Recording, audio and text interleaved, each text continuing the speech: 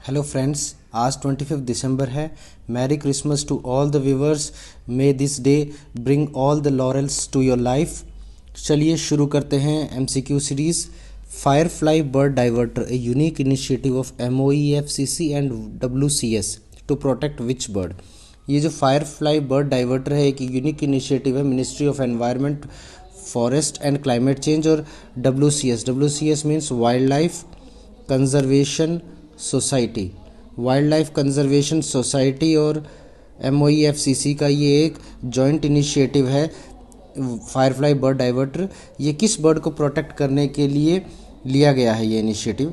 तो इसका जो राइट आंसर है वो आपका option B, great Indian bustard. Great Indian bustard को ये प्रोटेक्ट करने के लिए लिया गया है। आप जानते हो कि IUCN कैटेगरी में great Indian bustard critically endangered category में आती है, जो ये हमारी ग्रेट इंडियन बस्टर्ड है। और जो इस फायरफ्लाई बर्ड डाइवर्टर का जो एम है वो ये है कि जो भी ओवरहेड पावर लाइन्स जो जा रही हैं, जो करंट की तारें जा रही है, उनसे इनकी डेथ ना हो ग्रेट इंडियन बस्टर्ड की। इसलिए ये एक डाइवर्टर्स लगाए जाएंगे, करीब 1800 डाइवर्टर्स लगाए जाएंगे जहाँ पे इनकी पॉपुलेशन, ग्रेट इंडियन बस्टर्ड्स की पॉपुलेशन ज़्यादा है। ग्रेट इंडियन बस्टर्ड की बात करूँ तो ये one of the heaviest flying birds है वर्ल्ड में, in the world. One of the heaviest flying birds है in the world. Largest population इसकी जो है, लार्जेस्ट पॉपुलेशन जो मिलती है वो हमारे राजस्थान में मिलती है, इसकी ज़्यादा पॉपुलेशन। और डेजर्ट नेशनल पार्क जो है उसमें इसकी पॉपुलेशन काफ़ी ज़्यादा मिलती है। तो ये है फायरफ्लाई बर्ड डाइवर्टर, जो कि ग्रेट इंडियन बस्टर्ड की मृत्यु को रोकने के लिए बनाया जा रहा है। जो ओवरहेड पावर लाइन से इनकी डेथ हो जाती है उनसे रोकने के लिए बनाया जा रहा है। नेक्स्ट क्वेश्चन में बढ़ते हैं। अगला क्वेश्चन है, HDFC limited has signed an MOU with which agency to promote green building initiatives. Green building initiatives को प्रमोट करने के लिए HDFC लिमिटेड ने किस एजेंसी के साथ एक MOU किया है? तो जो आपका राइट आंसर है वो है ऑप्शन ए, IGBC। IGBC की फुल फॉर्म जो है वो है इंडियन ग्रीन बिल्डिंग काउंसिल। तो इंडियन ग्रीन बिल्डिंग काउंसिल के साथ MOU किया है HDFC लिमिटेड ने। तो ये जो IGBC है या इंडियन ग्रीन बिल्डिंग काउंसिल है वो CII, confederation of Indian industry जो हम जानते हैं, उसका एक पार्ट है।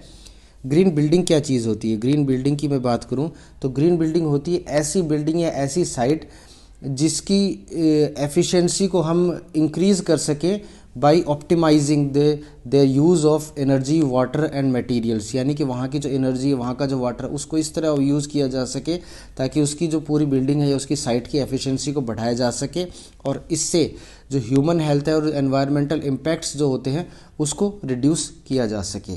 तो ये ग्रीन बिल्डिंग होती है। अगले क्वेश्चन पे बढ़ते हैं, क्वेश्चन नंबर 3। क्वेश्चन नंबर 3 कहता है, DigiBox, India's first digital asset management platform has been launched by. तो इंडिया का पहला डिजिटल एसेट मैनेजमेंट प्लेटफॉर्म है DigiBox। ये किसने लॉन्च किया है? तो जो इसका राइट आंसर है वो है आपका ऑप्शन सी, नीति आयोग। नीति आयोग द्वारा DigiBox को लॉन्च किया गया है। ये एक्चुअली क्या है? एक डिजिटल फाइल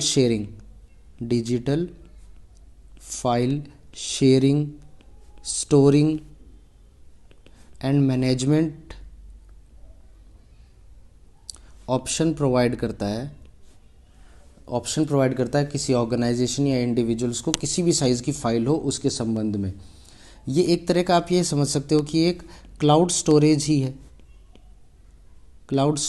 है, जो कि नीति आयोग ने अभी इनिशिएटिव इसको बनाया है, लॉन्च किया है, और इसका नाम है DigiBox। नेक्स्ट क्वेश्चन पे बढ़ते हैं, question number 4। Recently Padmashri awardee miss Sugatha Kumari passed away. Sugatha Kumari जो पद्मश्री अवार्डी थी, उनकी डेथ हो गई है रिसेंटली। वो किस से रिलेटेड थी? तो ऑप्शंस हैं आपके, एक्ट्रेस, डांसर, कोरियोग्राफर या डी पोइट। तो जो इसका राइट आंसर है वो ऑप्शन डी, पोइट। तो ये मलयाली पोइट थी या मलयालम कवित्री थी या मलयालम पोइट थी। ठीक है। देन प्लस ये और क्या थी, एनवायरमेंटल एक्टिविस्ट भी थी, एनवायरमेंटल एक्टिविस्ट भी थी। पद्मश्री अवार्डी 2006 को 6 में लिटरेचर की फील्ड में इन्हें पद्मश्री दिया गया था। एनवायरनमेंट की बात करूं तो इन्हें फर्स्ट इंदिरा प्रियदर्शिनी वृक्ष मित्र अवार्ड भी मिला है। इंदिरा प्रियदर्शिनी वृक्ष मित्र अवार्ड भी मिला है। ये एक मलयालम पोइट थी जिनका अभी अभी निधन हुआ है, मिस सुगथा कुमारी, जो 2006 में जिनको पद्मश्री मिला था। और इंडिया का पहला इंदिरा प्रियदर्शिनी वृक्ष मित्र अवार्ड है वो भी इनको मिला था। ये मलयालम पोइट और एनवायरमेंटल या सोशल एक्टिविस्ट थी। नेक्स्ट, कोविड-19 सभ्यता का संकट और समाधान, ये एक बुक है जो किसने लिखी है, ये क्वेश्चन है। तो ऑप्शन है हरिवंश नारायण सिंह, कैलाश सत्यार्थी, रामदास अग्रवाल या संजय महतो। तो आपका जो राइट आंसर है वो है ऑप्शन बी, कैलाश सत्यार्थी। कैलाश सत्यार्थी को आप भली भांति जानते होंगे। कैलाश सत्यार्थी को 2014 में नोबेल पीस प्राइज़ मिला है। नोबेल लॉरिएट हैं ये जो इनकी बुक की बात करते हैं, कोविड-19 सभ्यता का संकट और समाधान, इम्पॉर्टेंट हो जाती है क्योंकि ये नोबेल प्राइज़ विनर है। इनकी जो बुक है वो हिंदी लैंग्वेज में छपी है। इसका जो इनके पब्लिशर है वो हैं प्रभात प्रकाशन। इनकी बुक जो छपी है वो प्रभात प्रकाशन इनके पब्लिशर हैं। आप कैलाश सत्यार्थी जी के बारे में ये भी जानते हो कि ये फाउंडर हैं बचपन बचाओ आंदोलन के ये फाउंडर हैं। 2014 में इन्हें नोबेल प्राइज़ मिला था। नोबेल प्राइज़ इनको इसलिए मिला क्योंकि ये जो बचपन बचाओ आंदोलन के थ्रू 1000 से ज़्यादा ऐसे बच्चे हैं जिनको कि ये स्लेव्स जो बच्चे थे, जो 14 साल से कम उम्र के बच्चे थे, उनको हैज़ार्डस एक्टिविटीज़ में काम करवाया जा रहा था, उनसे इन्होंने सप्रेस्ड बच्चों को बचाया है, इसलिए नोबेल प्राइज़ मिला है। और इनकी अभी एक बुक आई है कोविड-19 सभ्यता का संकट और समाधान, जो हिंदी में लिखी गई है, प्रभात प्रकाशन द्वारा लिखी गई है। 2014 में नोबेल पीस प्राइज़ इनको मिला हुआ है और बचपन बचाओ आंदोलन के ये फाउंडर हैं। अगले क्वेश्चन पे चलते हैं। National consumer day is celebrated on, तो राष्ट्रीय उपभोक्ता दिवस कब मनाया जाता है? तो जो इसका राइट आंसर है वो है 24 दिसंबर। 24 दिसंबर को राष्ट्रीय उपभोक्ता दिवस मनाया जाता है। रीज़न, 24 दिसंबर 1986 को राष्ट्रपति महोदय ने जो प्रेसिडेंशियल एसेंट, जो राष्ट्रपति साइन करते हैं किसी बिल को, जो एक्ट बनने के लिए, वो साइन किए थे। कौन से एक्ट पे? कंज्यूमर प्रोटेक्शन एक्ट 1986, यानी कि 1986 ये लागू हुआ था 24 दिसंबर को। तो इस उपलक्ष्य में नेशनल कंज्यूमर डे मनाया जाता है। कंज्यूमर प्रोटेक्शन एक्ट, हिंदी में बोले तो उपभोक्ता संरक्षण अधिनियम कानून, ये बना था, इस उपलक्ष्य में मनाया जाता है। 2020 की 2020 की जो थीम है वो है new features of consumer protection act 2019। ये इसकी थीम है इस बार की, 2020 की ये थीम है।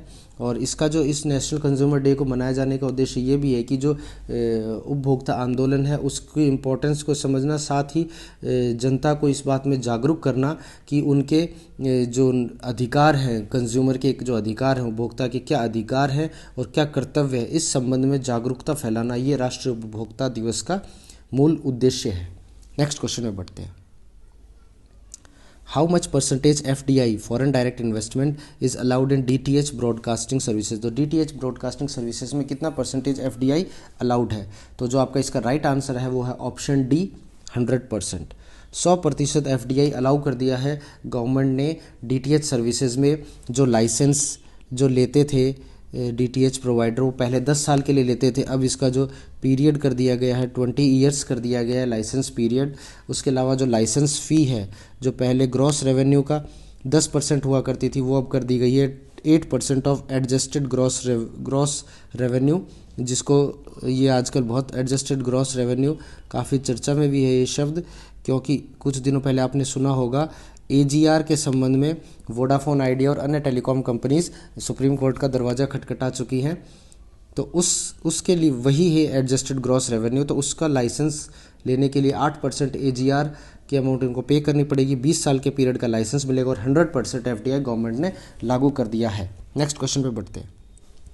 Cabinet has approved the merger of 4 of its film media units with the National Film Development Corporation Limited NFDC, which of the following is not among the 4 units? तो 4 film media units को मर्ज करने का plan किया है cabinet द्वारा, किसमें? The national film development corporation NFDC में मर्ज करने का प्लान किया है 4 फिल्म मीडिया यूनिट्स को। ये ऑप्शंस में से इनमें से वो 4 में से कौन सी नहीं है?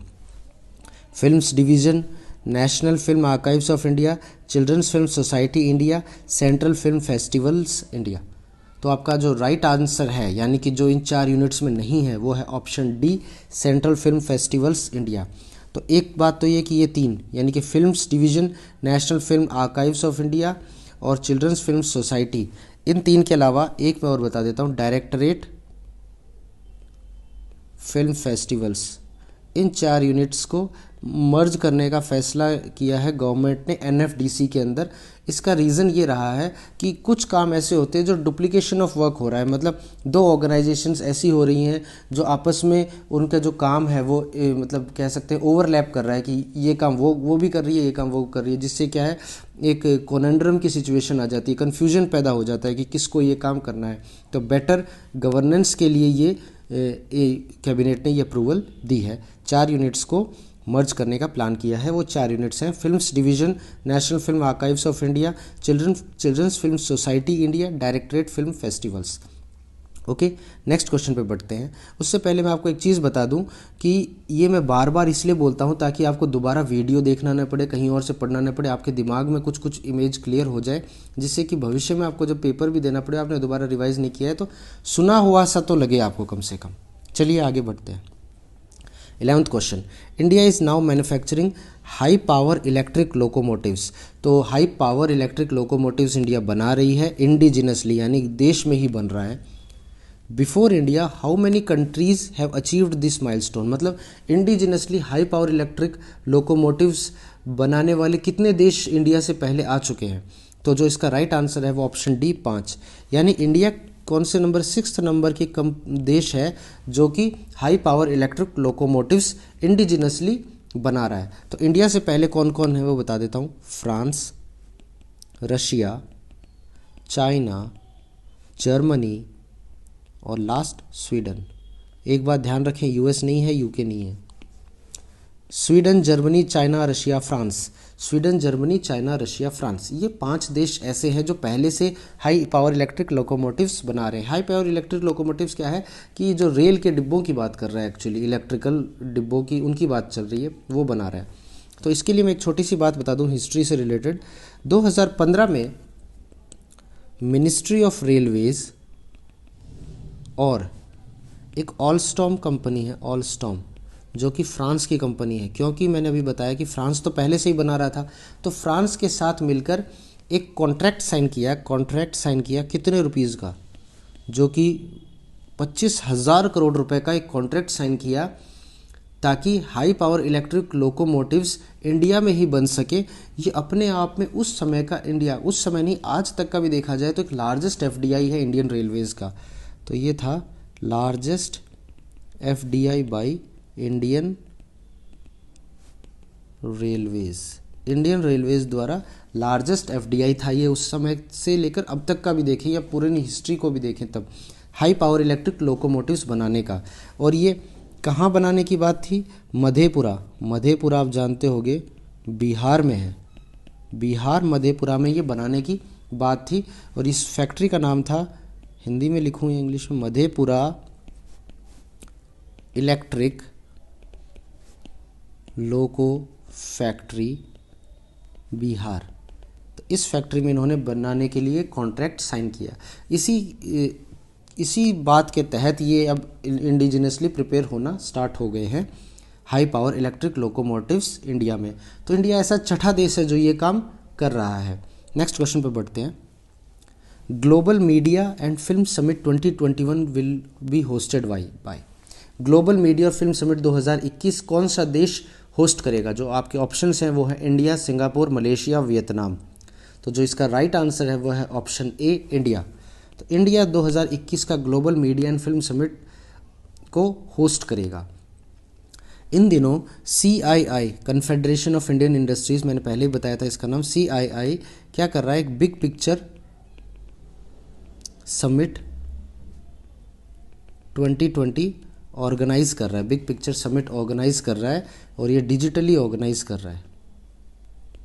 ये भी मैं एक आपको इन्फॉर्मेशन दे दूँ, बिग पिक्चर समिट अभी चल रही है, CII इसको ऑर्गेनाइज कर रहा है 2020। बाकी इस क्वेश्चन का जो राइट आंसर है वो है India. Global media and film summit 2021 India host करेगा। होप आपको क्वेश्चंस अच्छे लगे होंगे।